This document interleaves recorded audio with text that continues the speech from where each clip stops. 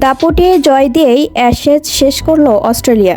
অ্যাশেজের শুরুর সঙ্গে শেষটাও মিল রাখল অস্ট্রেলিয়া। সিরিজ নিশ্চিতের পর শেষটা রাঙালো জয় দিয়ে। সিডনিতে সিরিজের শেষ ও পঞ্চম টেস্টে সফরকারী ইংল্যান্ডকে 5 উইকেটে হারিয়ে 4-1 জয় নিয়ে শেষ করল অজিরা। এই ম্যাচে ইংল্যান্ডের পরাজয় লেখা হয়ে গিয়েছিল চতুর্থ দিন শেষেই।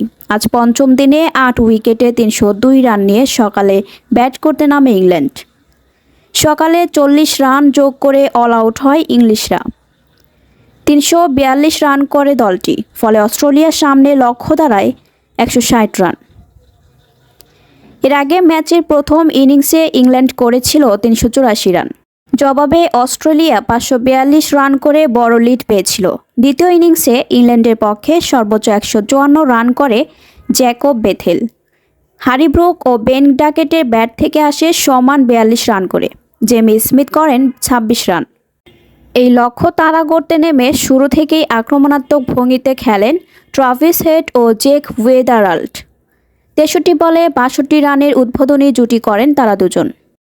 জশ টাংয়ের শিকার হয়ে হেড ফেরেন 35 বলে 29 রান করে। ওয়েদারাল্ডও তার এই ওপেনার করেন 40 বলে 34 রান। মার্নাস লাবুশেন করেন 40 বলে 37 রান। তিনি রান আউট হয়ে বিদায় নেন। অধিনায়ক স্টিভ স্মিথ 12 বলে 12 রান করে বোল্ড হন উইল জ্যাকসের বলে। ক্যারিয়ারের শেষে টেস্ট ইনিংস খেলতে নেমে উসমান খাজা করেন 7 বলে 6 রান। তাকেও বোল্ড করেন টাং। অজিদের জয় নিশ্চিত হয় অ্যালেক্স ক্যারি ও ক্যামেরন গ্রিনের 40 রানের জুটিতে। 27 বলে 16 রান করেন ক্যারি, গ্রিন করেন 27 বলে 22 রান।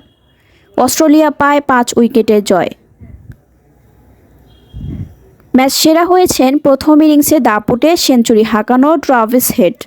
166 বলে 163 রানের ইনিংস খেলেছিলেন তিনি। সিরিজ সেরা খেলোয়াড় হয়েছিল মিচেল স্টার্ক।